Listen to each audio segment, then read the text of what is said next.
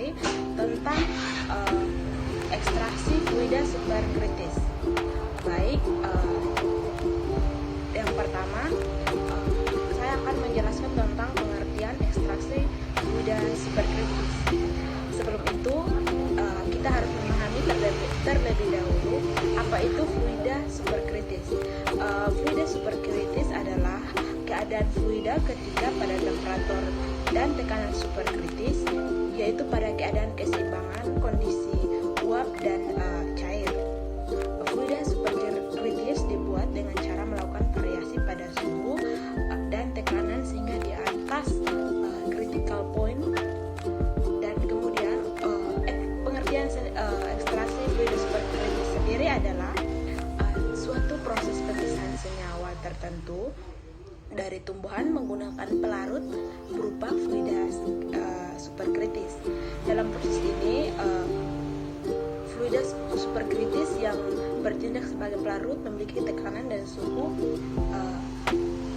di dekat atau di atas titik kritis.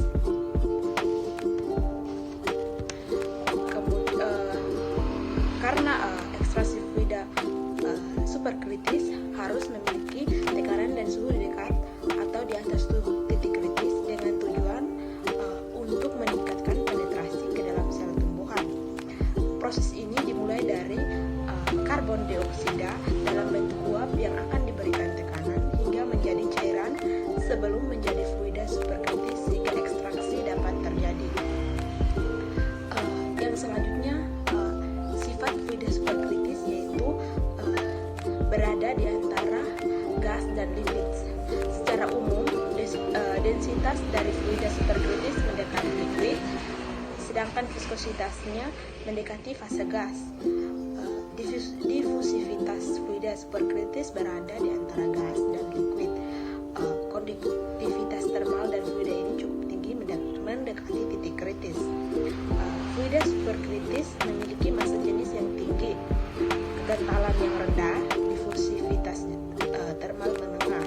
Sifat ini ideal untuk dijadikan sebagai pelarut.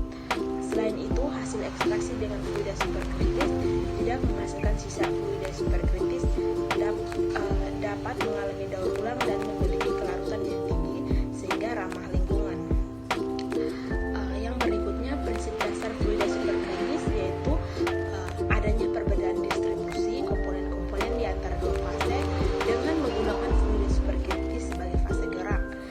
Cairan superkritis misalnya karbon dioksida yang digunakan dalam ekstraksi akan mengalami proses berantai dari bentuk cair menjadi cairan superkritis dan kembali menjadi gas dengan adanya manipulasi suhu dan tekanan pada prosesnya. Pada prinsipnya, ekstraksi atau pemisahan komponen tertentu dari suatu bahan baku ditentukan dengan 4 tahap perpindahan massa, yaitu yang pertama, difusi pelarut ke dalam bahan yang sedang diekstrak, yang kedua, melarutnya komponen tertentu ke dalam pelarut di dalam bahan, yang ketiga, difusi komponen yang sudah larut dari dalam bahan ke fase pelarut di luar bahan, dan yang keempat, yaitu pengangkutan bahan yang telah larut dan keseluruhan pelarut keluar dari zona ekstraksi. Ekstraksi dengan fluida superkritis biasanya dilakukan dengan menggunakan hubungan perbandingan antara pelarut dan bahan yang dilarutkan dan memiliki laju alir ke atas yang tinggi dan kekentalan fluida yang rendah. Oleh karena itu, perpindahan massa sangat dipengaruhi oleh laju difusi pelarut dan komponen terlarut di dalamnya melalui struktur media bahan ketika keluar menuju fase pelarut. Dengan demikian, laju perpindahan massa dapat ditingkatkan dengan meningkatkan difusitas pelarut, memperkecil jarak tempuh perpindahan di dalam bahan, atau dengan menghilangkan berbagai penghambat terhadap difusi yang dihadapi. Untuk prosedur kerja termasuk cara memasang alat dari fluida superkritis, yaitu untuk cara kerja dari ekstraksi cairan superkritis, yaitu yang pertama, bahan baku akan diekstraksi, yaitu dimasukkan ke dalam tangki ekstraksi yang dilengkapi dengan pengendali suhu serta katup tekanan dari kedua ujung untuk menjaga kondisi ekstraksi yang diinginkan. Yang kedua, tangki ekstraksi diberikan tekanan fluida melalui pompa yang juga dibutuhkan untuk sirkulasi cairan dalam sistem. Yang ketiga, dari tangki yang bersih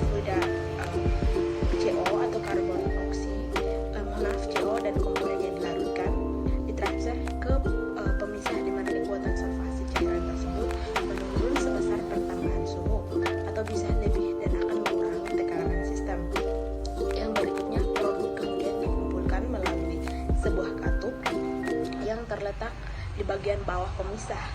Lalu uap CO terkondensasi dan kembali menjadi fluida dan kembali ke tangki. Kemudian dapat dilakukan ekstraksi lagi seperti sebelumnya. Yang berikut cara kerja perancangan, yaitu masukkan bahan yang akan diekstrak melalui input. Lalu setelah semua bahan masuk, tertutup valve input. Nyalakan alat ekstraktor dengan menghubungkannya ke sumber listrik. Nyalakan tombol on pada controller. Nyalakan heater atau suhu dan kecepatan pengadukan pada controller. Setelah proses ekstraksi selesai, matikan heater dan pengaduk. Buka valve tekanan hingga tekanan dalam tangki ekstraktor kembali ke tekanan atmosfer. Buka valve ekstrak yang menuju ke cooler. Diamkan ekstrak pada cooler selama beberapa menit. Setelah proses pendinginan selesai, lalu ambil ekstrak hasil proses ekstraksi melalui valve. Lalu ambil rafinat melalui valve rafinat. Kemudian matikan alat ekstraktor dengan menekan tombol off pada controller dan melepaskannya dari sumber listrik. Setelah proses ekstraksi selesai, bersihkan alat ekstraktor dengan air. Yang berikut aplikasi fluida superkritik, yaitu aplikasi pada produk alami komersial. Contohnya adalah produk dekafeinasi kopi, rempah-rempah, dan minyak nabati. Untuk aplikasi pada senyawa-senyawa bahan alam, contohnya dapat mengekstraksi senyawa seperti kapsaisinoid, polifenol, resveratrol, dan antahakstin, retias, senyawa antioksidan, dan dari mikroalga dan minyak esensial. Yang berikut aplikasi fluida superkritis pada bidang forensik. Contohnya digunakan dalam menganalisis obat-obatan terlarang seperti opiat, yaitu ada morfin, kodein, dan heroin. Untuk obat stimulan ada amfetamin dan kokain.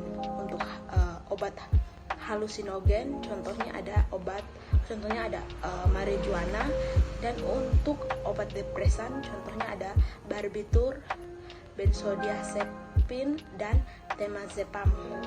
Dan obat-obatan terlarang lainnya serta analisis puing-puing kebakaran, analisis bahan peledak, dan analisis sidik jari. Yang berikut ada kelebihan dan kekurangan fluida superkritik. Kelebihannya yaitu yang pertama, pelarut dapat digunakan kembali. Yang kedua, tidak ada residu pelarut organik, tidak toksik dan inert. Yang tiga, dioperasikan dengan suhu rendah sehingga cocok untuk senyawa termolabil dan volatil. Yang keempat, memungkinkan dirangkai langsung dengan sistem kromatografi. Kekurangannya yaitu tidak cocok untuk sampel berbentuk cair karena sulit dalam penanganan dua fase di bawah tekanan yang digunakan. Yang kedua, memerlukan validasi metode meliputi tekanan, suhu, laju air, yaitu setiap ekstrak memiliki kondisi optimum yang berbeda-beda, sehingga hal-hal itu harus diperhatikan. Yang berikutnya, sifat karbon dioksida